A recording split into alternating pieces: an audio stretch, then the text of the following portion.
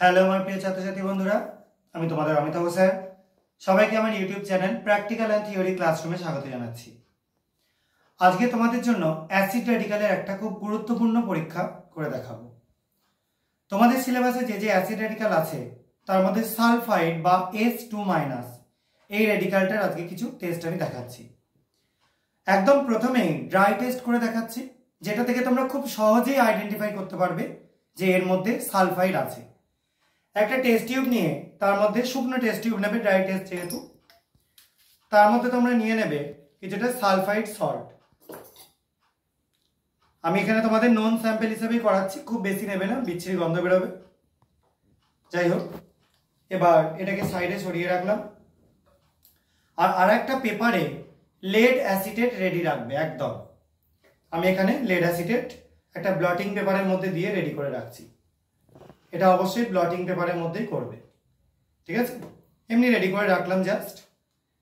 এবার এই সালফাইডের যে স্যাম্পেলটা নিলাম এর মধ্যে, তার মধ্যে আমি যোগ করে দিচ্ছি ডাইলিউট HCl। দেখতে পাচ্ছ বাবলস উঠছে এর মুখে। এবার এই ব্লটিং পেপারটা আমি ধরছি, কিছুক্ষণ ধরে রাখবো এবং বাবলসটা উঠতে দেবো।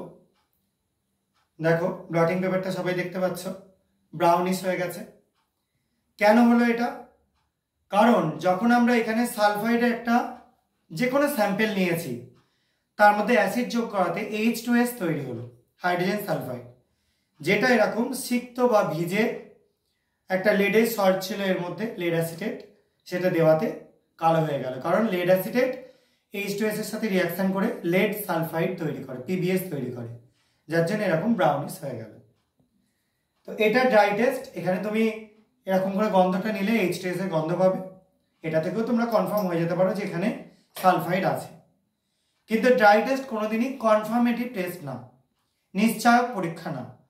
তাহলে কনফার্মেটিভ টেস্টে আমরা কি করব? দুখানে টেস্ট তোমাদের আমি করে দেখাচ্ছি। একটা সালফাইডের স্যাম্পল সলিউশন আমি রেডি করেই রেখেছি, তাহলে আমি একটা আলাদাভাবে করে তোমাদের দেখাচ্ছি। একটা টেস্ট টিউব নিয়ে তার মধ্যে দুটো এরকম দানা নিয়ে নেবে সালফাইডের। এবার তার মধ্যে যোগ করে দেবে জল। এটা ডিস্টিল ওয়াটার বা যে কোনো জল যোগ করতে পারো, কোনো অসুবিধা নেই। এটা হয়ে গেল আমাদের স্টক সলিউশন। এবার এই স্টক সলিউশন থেকে আমরা নিয়ে আস্তে আস্তে টেস্টগুলো করব। প্রথমে একটা স্যাম্পেল নিয়ে নিচ্ছি, তার মধ্যে যোগ করে দিচ্ছি যে লেড অ্যাসিটেট দিয়ে একটু আগে টেস্টটা করলাম সেই লেড অ্যাসিটেট। দেখো যোগ করাতে কি হলো, ব্ল্যাক কালারের প্রেসিপিটেট তৈরি হলো। এই যে প্রেসিপিটেটটা তৈরি হলো, এটা লেড সালফাইডের PbS এর জন্য তৈরি হলো। এটা তৈরি হলে তোমরা মোটামুটি কনফার্ম হতে পারবে যে মেবি সালফাইড মানে H2- এটা আছে। এর থেকেও কনফার্ম হওয়ার জন্য আমরা আর একটা টেস্ট টিউব নিয়ে নিচ্ছি, তার মধ্যে ওই স্টক স্যাম্পল নিয়ে নিলাম কিছুটা। এবার এর মধ্যে অ্যাড করে দেবো আমরা সোডিয়াম নাইট্রোক্লোরাইড Na2FeCN5NO। দেখো যোগ করাতে কি কালার চলে এলো, দেখতেই পাচ্ছ সবাই, এটা একটা ভায়োলেট কালার চলে এলো। তাও আমি জল দিয়ে একটু ডিস্টিল করে দেখাচ্ছি, কালারটা আরো ভালো বুঝতে পারবে। দেখো এই কালারটা চলে এলো। এটা এলে একদম কনফার্ম হয়ে যাবে যে H2- একদম কনফার্ম আছেই, ঠিক আছে?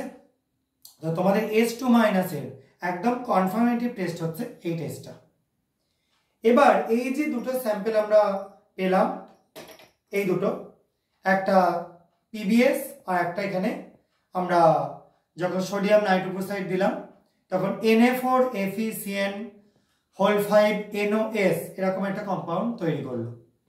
এই কম্পাউন্ড দুটোতেই আমরা এখানে PbS তৈরি হয়েছে, দুটোর মধ্যেই ডাইলিউট অ্যাসিড দিয়ে দেখবো কি চেঞ্জ হয়। এটা যদিও করা বাধ্যতামূলক না। দেখো অ্যাসিড দেওয়াতে কি হচ্ছে, দেখো লেডের যে মানে স্যাম্পেলটা ছিল PbS এর, সেটা আস্তে আস্তে ডিজলভ করে যাচ্ছে।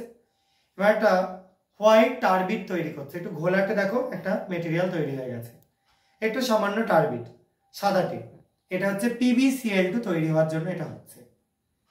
এবং যদি এটার মধ্যে আমরা যোগ করি তখন এর কালারটা কিন্তু ডিসঅ্যাপিয়ার করে যাবে। দেখতে পাচ্ছ সবাই নিশ্চয়ই, কালারটা ডিসঅ্যাপিয়ার করে গেল, ঠিক আছে? আবার এই যে নাইট্রোক্লোরাইড যেটা ছিল তার কালার আবার দেখো আস্তে আস্তে চলে আসছে। তাহলে এটাই হলো সালফাইডের একদম কনফার্মেটিভ টেস্ট। এই টেস্ট করলে তোমরা সালফাইড র্যাডিক্যাল একদম কনফার্ম হতে পারবে। আশা করা যায় তোমরা সবাই বুঝতে পেরেছো। যদি বুঝতে না পারো তাহলে কমেন্ট সেকশনে জানাতে পারো। আর যদি ভিডিওটা ভালো লেগে থাকে তাহলে লাইক করো, বন্ধুদের মধ্যে শেয়ার করো। আজকের মতো এটুকুনি। সবাই খুব ভালো থাকবে, সাবধানে থাকবে। বাই।